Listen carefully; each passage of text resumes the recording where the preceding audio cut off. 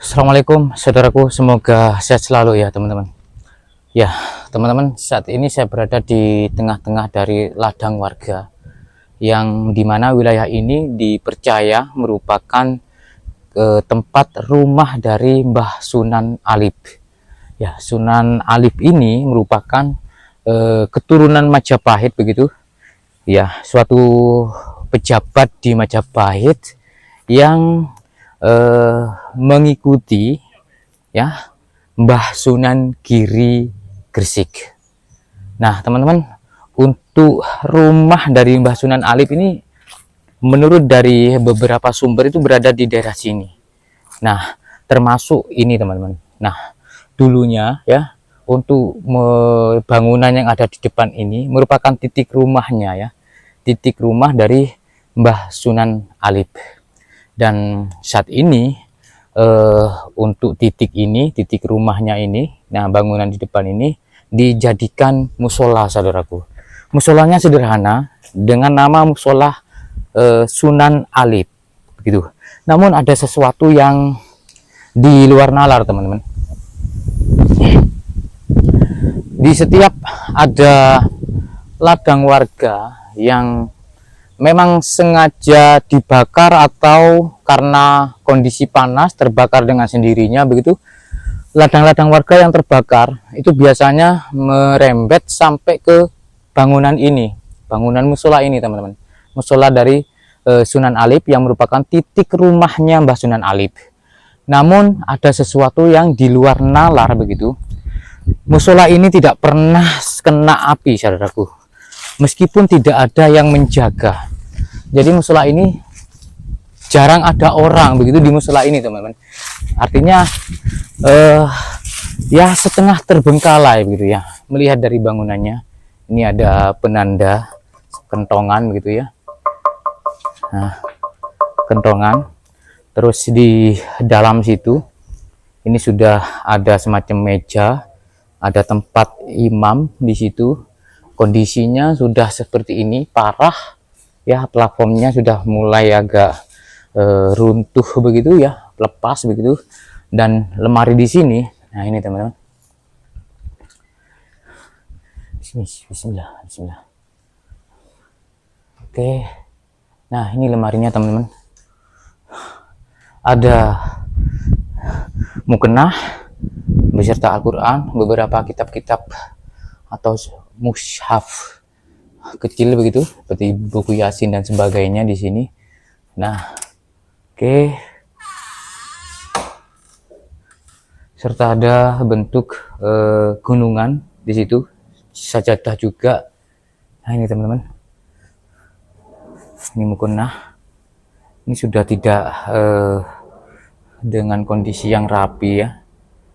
Karena memang tidak ada orang ya, jarang ada orang yang ibadah di sini. Mungkin ini dikhususkan untuk para peziarah begitu ya, yang ketika datang ke sini dalam kondisi waktu sholat ataupun menginap, bisa menginap di sini ataupun sholat di sini begitu saudaraku. Kita tutup kembali ya. Oke.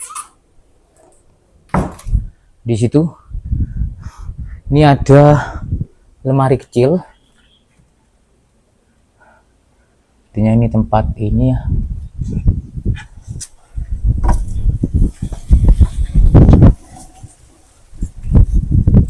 Wih.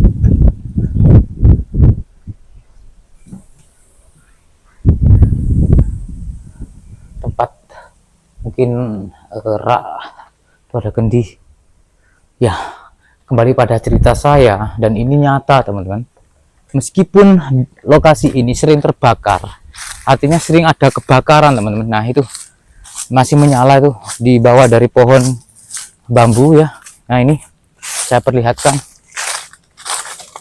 nih masih berasap saudaraku. Artinya baru-baru ini kondisi di wilayah ini lagi terbakar. Nah itu teman-teman, itu ada asap. Nah itu, ini teman-teman, masih berasap ya. Nah semuanya pada terbakar saudaraku. Angin saat ini kencang, bisa dilihat. Nah itu kencang banget angin. Nah, ini teman-teman, asapnya masih menyala.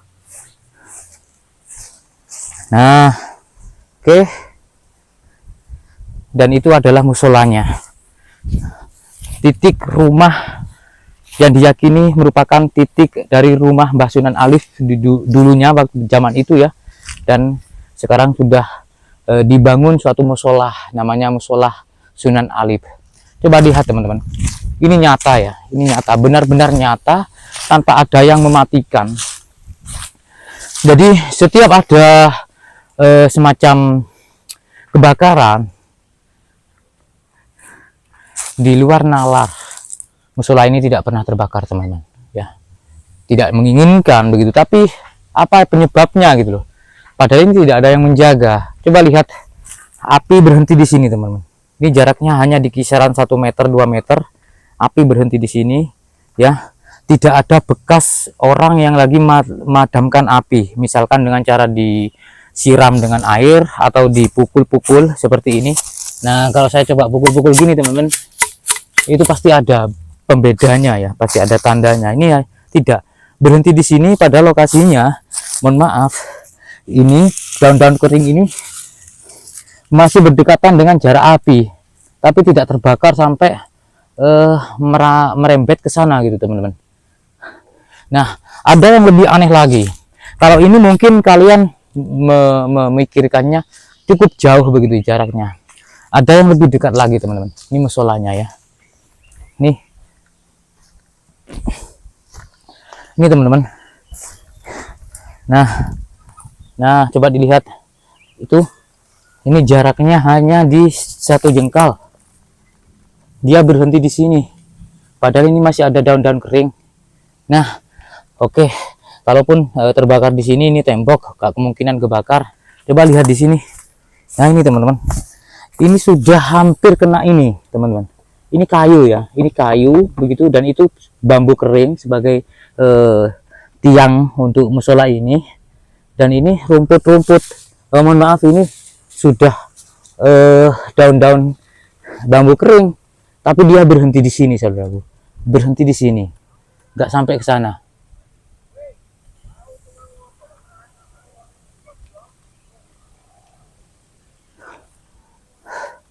Ada sesuatu yang menjerit barusan teman-teman. Saya mendengar, tapi mungkin kalau di kamera nggak menangkap gitu ya. Ada ada sesuatu yang terdengar di telinga saya. Ada orang yang lagi menjerit. Oke, kembali kepada di luar nalar, kejadian di luar nalar, suatu keajaiban begitu, dimana meskipun kondisinya teman-teman semuanya pada terbakar saudaraku, dan ini bambu ya, kalau ini sampai terbakar habis ini musola. Tapi apa ajaibnya, musola ini tidak terbakar. Apa yang menjadi penyebabnya? Kalau di logika harusnya ya, dengan jarak api berdekatan dengan daun kering, dia juga ikut terbakar, tapi berhenti teman-teman. Nah, ini musolanya berhenti, musola Sunan Alif ya. Suatu keajaiban yang jelas, tetap semuanya adalah pertolongan dari Allah Subhanahu wa Ta'ala. Dan adakah hubungannya dengan karomah yang dimiliki oleh Mbah Sunan Alif, yang karena pada waktu itu beliau ya yang menyebarkan agama Islam di tempat ini saudaraku. Jadi menurut dari tutur warga, sumber tutur begitu ya, Mbah Sunan Alif ini dulunya dari kerajaan Majapahit. Setelah kerajaan Majapahit runtuh, beliau ikut Mbah Sunan Giri begitu dan belajar ilmu agama Islam. Setelah mumpuni, baru dia ditugaskan untuk menyebarkan agama Islam di daerah Triorejo, Gresik ini. Untuk makam dari Mbah Sunan Alif ini, nah ini makamnya teman-teman. Ini makam Mbah Sunan Alif. Oke, coba kita lihat ya.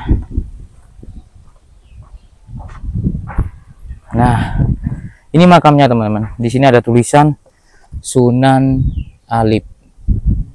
Dan ukurannya lebih panjang begitu dari ukuran makam pada umumnya. Oke, Nah, agak lebih panjang dikit begitu, dan kondisi bagus, berkeramik. Namun kalau saya lihat dari batu nisannya yang digunakan atau yang tertancap di sini adalah batu karang, saudaraku. Ini batu karang ya. Nah, batu karang. Oke, artinya apakah kemungkinan batu nisannya itu hilang atau lepas begitu, terus tidak ditemukan lagi, terus warga memberikan batu nisan dengan batu karang ini. Dan satu lagi, Mbah Sunan Alit itu mempunyai harta karun, saudaraku. Mempunyai harta karun artinya peninggalan-peninggalan di masa hidupnya itu dikubur atau dimakamkan begitu ya, di antara dari dua pohon besar ini.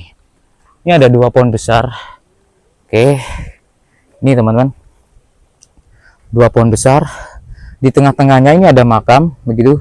Namun sebetulnya menurut dari tutur warga, ini bukan makam ya. Artinya di dalamnya tidak ada jasad begitu, tapi merupakan peninggalan ya, benda ataupun harta beliau yang memang sengaja dikubur di dalam dari tanah ini, dan memang dibentuk seperti makam begitu, sehingga makam-makam ini tidak punya nama, teman-teman. Di batu nisannya tidak punya nama. Oke, seperti itu. Kalau mengikuti dari bentuk batu nisan ini sudah nisan modern ya. Nah, untuk panjangnya ini lebih panjang saudaraku, di kisaran 2 meter lah, lebih sedikit ya. Dan di tempat ini ternyata memang ada beberapa makam-makam yang tidak mempunyai nama, teman-teman. Suatu contohnya seperti yang di sini ya.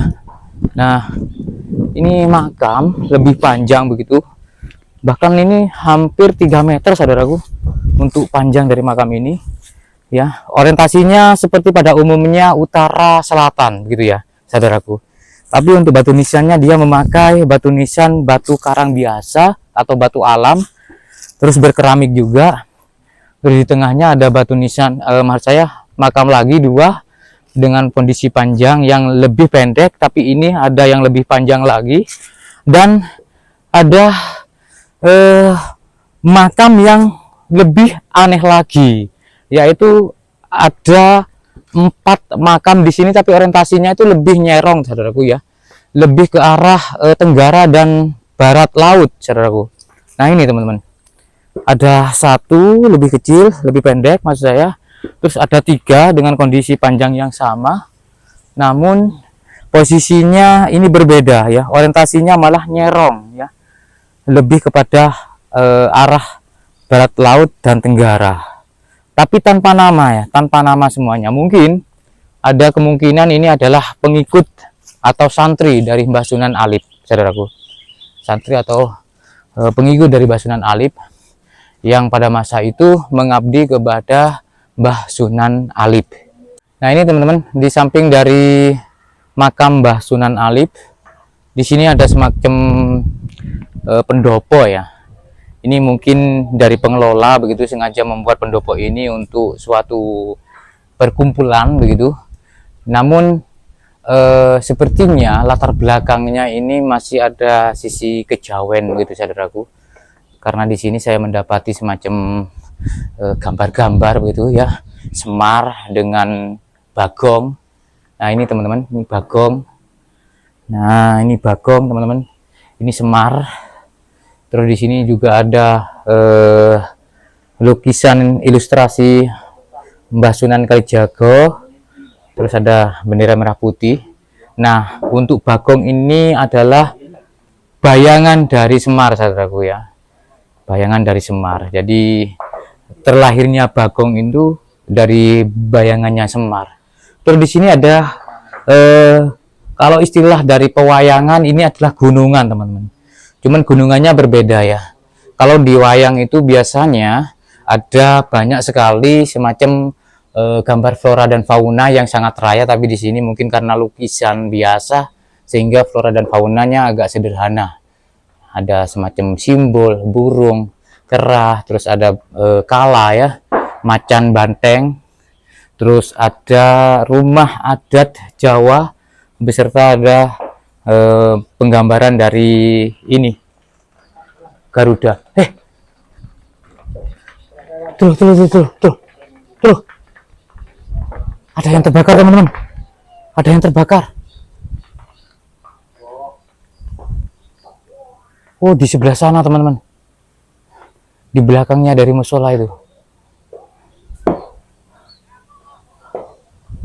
Terus di bawah sini ya, saya melanjutkan. Ini ada lukisan naga, saudaraku. Ini ada lukisan naga. Ya. Nah, ini teman-teman. Terus ada Punokawan di sini, saudaraku ya. Ada Punokawan.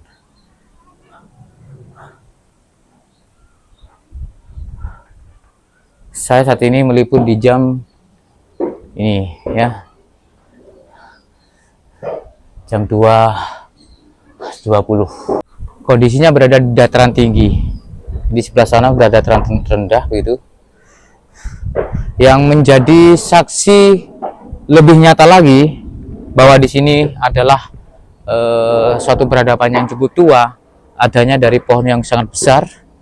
Ini pohon apa ya, kelompang kalau nggak salah, ini ada 2 begitu, yang itu lebih besar dan usianya mungkin sudah ratusan tahun atau bisa jadi sudah di zaman Giri Kedaton ini sudah ada. Oke, ada pohon bidara, teman-teman. Ada pohon bidara, saudaraku.